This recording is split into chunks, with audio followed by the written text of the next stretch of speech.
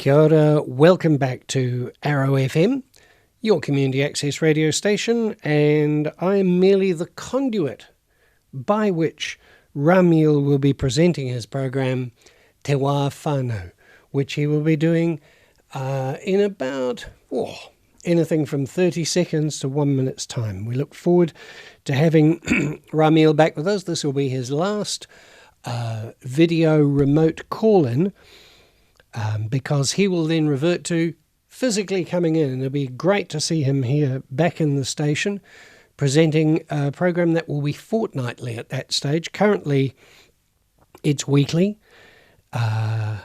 because he's had lots of really good guests who wanted to contribute to the program during the period of lockdown.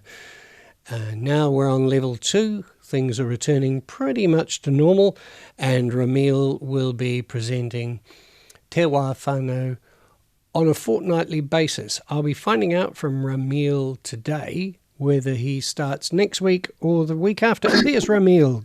Good morning. Good morning, Michael. How are you? I'm pretty well. Now, you're sounding interesting. Carry on with your program, and I'll see if the sound is okay. Yeah, that's absolutely fine, Michael, and thank you so much for helping us, supporting us from technical wise, and for everything that you have done so far during this lockdown time. Great. I see your guest has arrived. Good morning. Work is continuing. Good morning, Vicky. Welcome. Good morning. Sorry, I'm just going to turn this off. Sounds like you got the news on. Yes, that was a very interesting podcast or interview with a scientist doctor in the UK on dogs. Oh, yeah, that sounds interesting. Yes, very interesting, and how they might be really good sniffers to detecting a lot of diseases and issues that might be coming up. So that's right. They've already been proved to be able to detect certain cancers, haven't they? Yes, they have, and they're hoping that they might be able to use them with COVID-19, and they think that the turnaround would be very short, 8 weeks-ish, and they'd be able to sort of cope with about 250 people in a very short time, Wow. Yeah. Well, that sounds like a great, because the tests that they currently do, they're very expensive, which is why, the States were so slow in getting them out, because not to the rich people, but just wheeling out your dog and saying, have a sniff, that sounds like a great option. Yeah. I'm not sure that it'll be that easy, but we can have a hope. Yeah.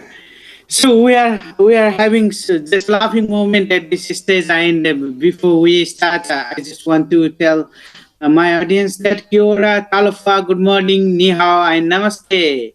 You are here with Ramil for a program called Te Wā Whanau. It consists of musical fun with gambling harm awareness information for half an hour.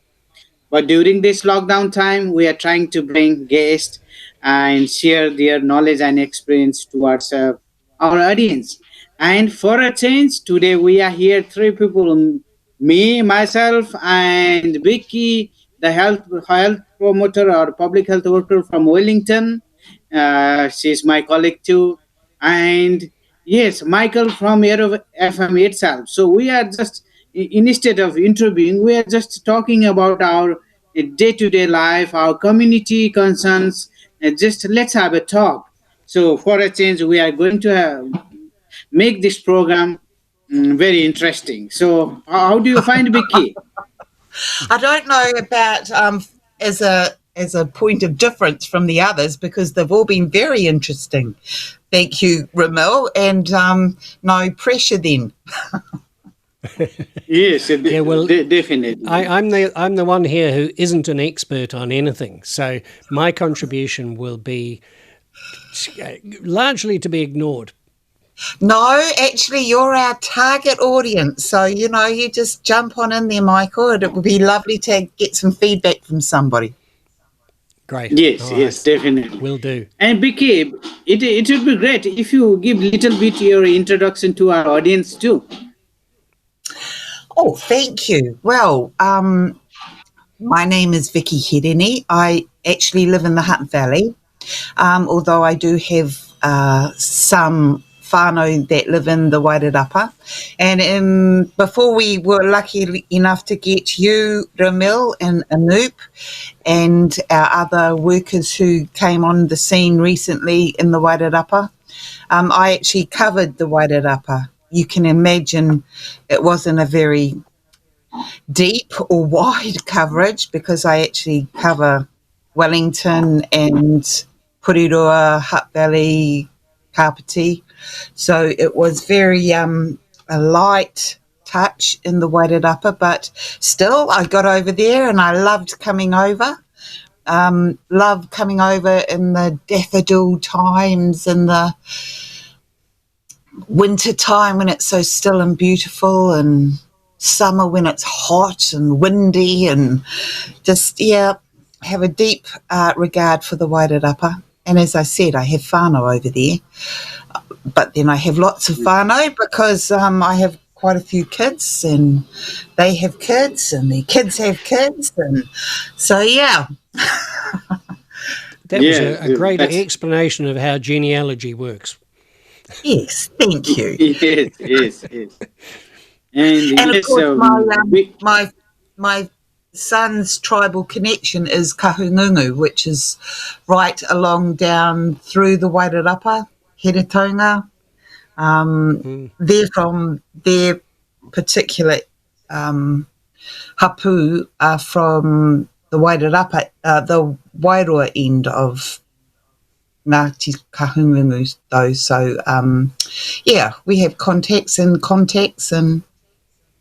Ngāti Kahungunu stretches, as you say, all the way from Wairoa right down, right on the edges of Ngāti Porou territory, really. Yep. Oh, yes. Very big connections there. Many, just in our whānau, actually. And I live in Stokes Valley, which used to be a joint food bowl for both Ngāti Toa and Ngāti Kahungungu. They would come over the hills from either side, east or west, and use our beautiful valley as a food source because it was very swampy and had lots of koro trees, which were able to be used for food. And with the trees came the birds and the eels and the fish. And Ngāti Toa is what, the Kapiti area? Is that Te Raupraha's iwi? Yep. Yeah. Yes. And so they would come over to the Hutt Valley probably through around Belmont Parkway and come over and for food gathering purposes at particular times of the year. And of course, they would meet their cousins from the other side of the island because it becomes quite narrow at this head of the fish. Yes, it sounds like Vicky is very, I know personally her. She has a really good heart, and she's my backbone actually. Coming to this program, everything, she's always there to support for a good purpose for the community. She likes to help community, and yes, so I'm here in front of you guys because she is always my backbone, and I really appreciate for that, Vicky. And you heard that she is a history herself. She knows lots of things. She is one of the important person who knows. Yeah, isn't it, Michael? Definitely. I was just thinking. The name backbone, the Māori word for that. There's the backbone of the marae, and I can't remember the name for it. Never mind. Oh, put me on the spot, why don't you? I should know that. Yeah. And I do know that. I'm at a particular time in my life where I probably am forgetting more than I can remember. So Yep. I'm just My brain is a bucket, and it's got lots of rusty bits now, and things are falling through. oh yes, I can relate to that. And yes, So, to our yes, Michael, you go ahead. oh, I was just going to ask Ramil. I know that you're from Nepal. What particular part? Tell us a bit about your background. Yes, absolutely. Why not? I'm happy to share with our audience. Uh, yes, I'm from really beautiful place of Nepal, which is called Pokhara, and it's like a Queenstown here in New Zealand. And you will see the Himalaya, the shadow of the Himalaya on the lakes, either in summer or winter, any of the season or any time of the year. You can see the shadow of the Himalayas. That's a beautiful part. And yeah, it's very beautiful country. I mean, beautiful place. It's just a 200-kilometer far away distance from Kathmandu. Kathmandu is Yep. the capital of Nepal, and it's from Kathmandu we go, yeah, because we don't have state road like is in New Zealand, and then the road, yeah, so it takes time around 5 to 6 hours, but it's just only 200 kilometers. It's like we coming and going from Masterton to Upper Hutt, yeah, just that much Yeah, distance, especially. a little bit more, yeah, Yeah, it can take that amount of time if you're behind a logging truck. yeah, yes, yes, true. Michael, Yes, the true. word is tauhu for the ridgepole, the beam.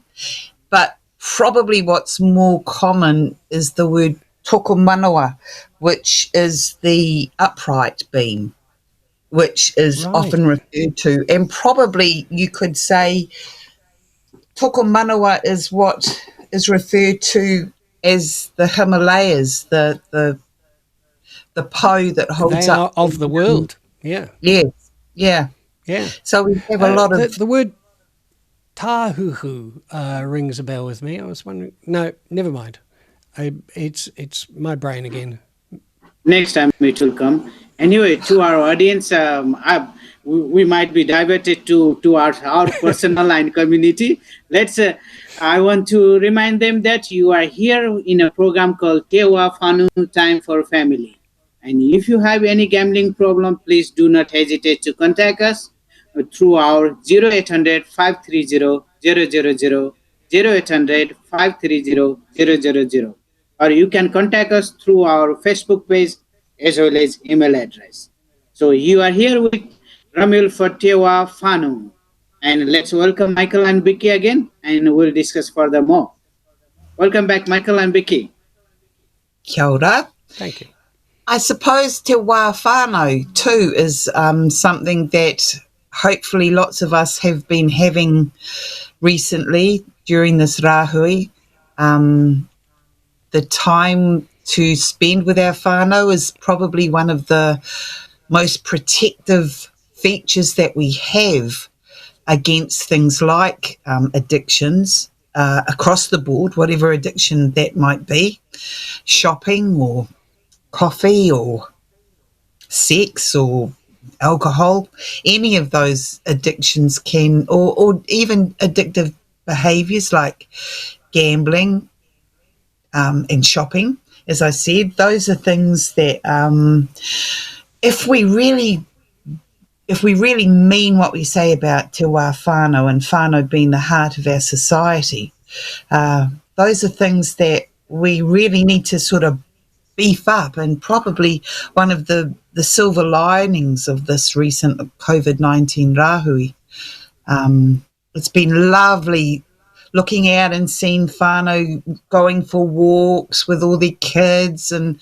pointing out teddy bears in windows or particular trees and birds. It's just been lovely. Yeah. That, you used the word rāhui, and it is a concept enshrined in Māori culture. Here's the world imposing a kind of rāhui for for the health for global health. It is something that is very familiar to Māori culture. Yes, it is, and also the way that some of the iwi have been able to support the police and support their iwi by just monitoring who's coming in and out of their different regions, their rohe. It's been very positive, I think. It's probably built some nice relationships between people that may not have had such nice relationships in the past. So there have been a number of good things that have come out of this. And obviously, a big one, I think, was announced yesterday, this new investment in our people and in our the infrastructure, but also the natural well-being of our country. It's amazingly good. I think it's very encouraging that it's recognised that even though business has to be supported and there are huge economic issues that we're facing, that at base we are looking at the health of the people as a way to achieve those things in the long term. I think it's the way to go. Yeah. Yes, I think we do have to start doing things differently, certainly. And we have to realise that, this may have started because the people who are least able to have resources in our world, people who have to look at alternate ways of eating and things to eat, are only doing so because of poverty and inequity and need. People who have been through years of famine turn to all sorts of other options to eat. And, if we're not careful and if we don't harness our resources well, we might be looking at options like that too. Hopefully we never have to revert to eating bats, which is where they think this may have come from, but, needs must for some people. Yeah. I'm not a big fan of bats. The wings get caught between your teeth. They're a bugger to get out. Be careful, Michael. They might be a protected species. You might be in trouble here. I know. Yeah, true. And for a little bit diversion of our talk, have you listened last night budget from our minister? Are you talking to me, Ramil? Yes, all of you, or Michael and Vicky. I did try to hear. I didn't hear it as I'm in a bit of a IT black hole at the moment, so I couldn't get some of the channels that I needed to listen, especially at the time. But I have been here. He was Grant Robertson was on National Program this morning being interviewed, so I did try and listen to him. Is there anything specifically targeted towards gambling harm support? I know that there's been a lot of good stuff happening, promised in the budget towards health generally. What do you feel might happen in your particular area? Well, we initially in the earlier they had flagged that. The government had flagged that money would be given. More money was being invested in looking after mental health of people. Addiction services come under mental health because it has such a high impact. And so we were going to be expecting a bit of an investment there.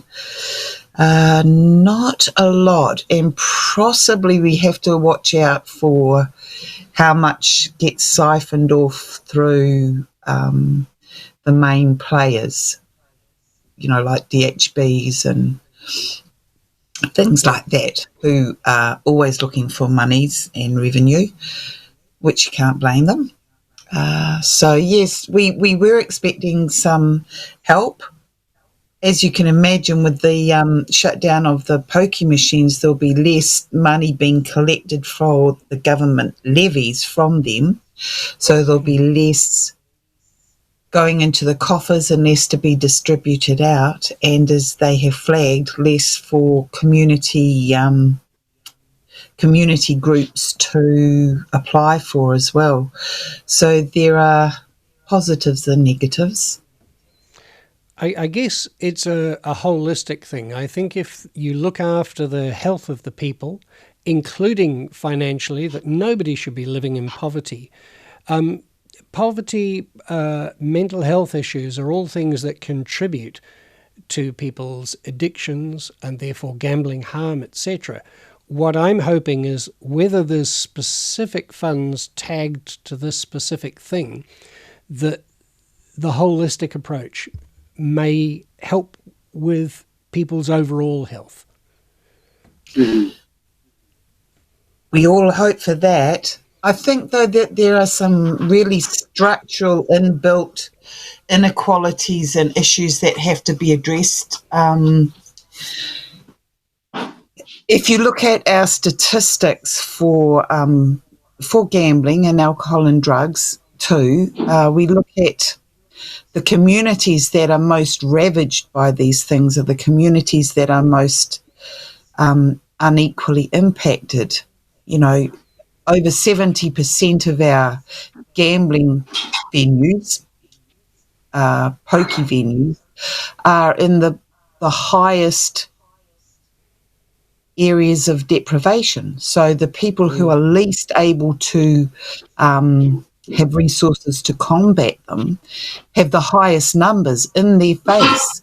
And here is a legal way to possibly get out of an economic hole. If you've had the experience of going to a pokey venue and going in and winning, which lots of people do, that's what you remember.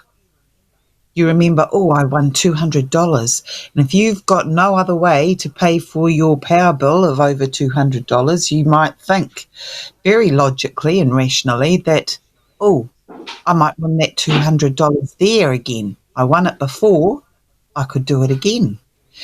So needs often push people into these options, these unhealthy, unhelpful and very corrosive ways of behaving, because there's a good need for them and a good reason that they do it. Yes, thank you, Becky. And regarding little bit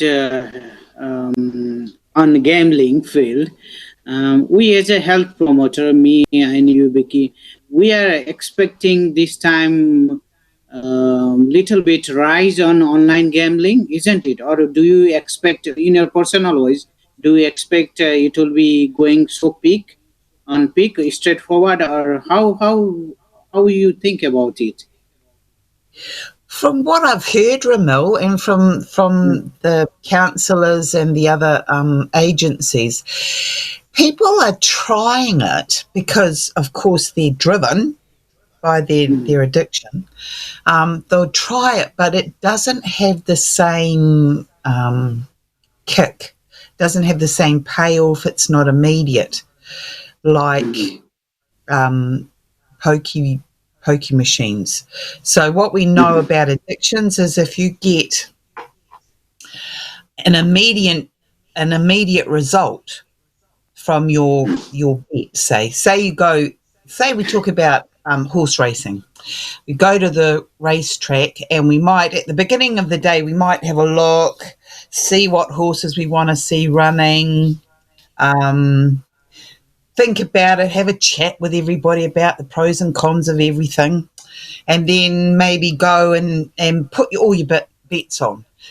Now, it's more likely that somebody who has a problem with gambling leaves things to the last minute to put that bet on, because they want the immediate hit of knowing their money has just paid off or not. They want the immediacy of a hit. And that's why pokie machines are so powerful. They have that immediate, I put the money in, I push the button, and it tells me within a second, have I won or have I not?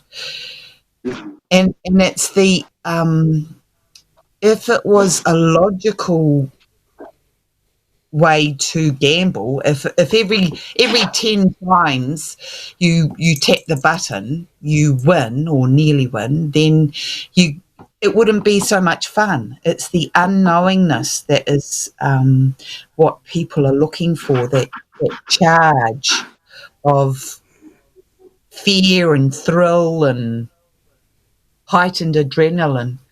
Unfortunately, it's what hooks people as well. And that's why. But also, as you've suggested, oh, sorry, carry on. 80%. That sounds like an important statistic. 80%-ish of people with problems in New Zealand are people with addictions to the pokie machines. Right. It's also fueled by desperation, isn't it? And again, that's where the placement of the venues in the areas of need, and just the fact that the need exists, that kind of poverty that we never used to associate with this country, is a huge contributor to the problem. Oh, definitely.